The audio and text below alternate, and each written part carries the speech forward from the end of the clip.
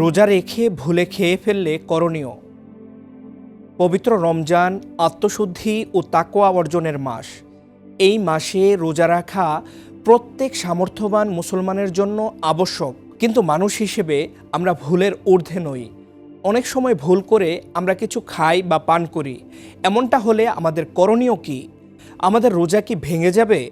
চলুন জেনে নেই সঠিক সমাধান। ইসলামী ফিকহাবিদদের মতে যদি কেউ ভুলবশত বা রোজার কথা মনে না থাকার কারণে কিছু খায় বা পান করে, তবে তাতে রোজা ভাঙবে না।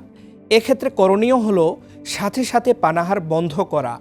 পানাহাররত অবস্থায় যদি রোজার কথা মনে পড়ে যায়, তবে তৎক্ষণাৎ তা বন্ধ করে দিতে হবে। আমি আর ম্যাগি, স্বাদ ও ভালোবাসার দারুণ জুটি। From Nestle. মুখ পরিষ্কার করা। মুখে খাবার অবশিষ্ট থাকলে তা দ্রুত বের করে মুখ পরিষ্কার করে ফেলতে হবে। রোজা পূর্ণ করা। ওই রোজাটি পূর্ণ করতে হবে। এ বিষয়ে রাসূলুল্লাহ সাল্লাল্লাহু আলাইহি ওয়াসাল্লামের স্পষ্ট দিক নির্দেশনা রয়েছে। হযরত আবু হুরায়রা রাদিয়াল্লাহু তাআলা আনহু থেকে বর্ণিত একটি হাদিসে রাসূল সাল্লাল্লাহু আলাইহি ওয়াসাল্লাম বলেন, যে ব্যক্তি ভুলে আহার করলো বা পান করলো, সে যেন তার রোজা পূর্ণ করে, কারণ মহান আল্লাহ তাকে পানাহার করিয়েছেন। আরেকটি বর্ণনায় এসেছে, এমন ব্যক্তির জন্য কোনো কাজা বা কাফফারা নেই, অর্থাৎ ভুল করে খেয়ে ফেললে সেই রোজার বদলে পরে আর রোজা রাখতে হবে না।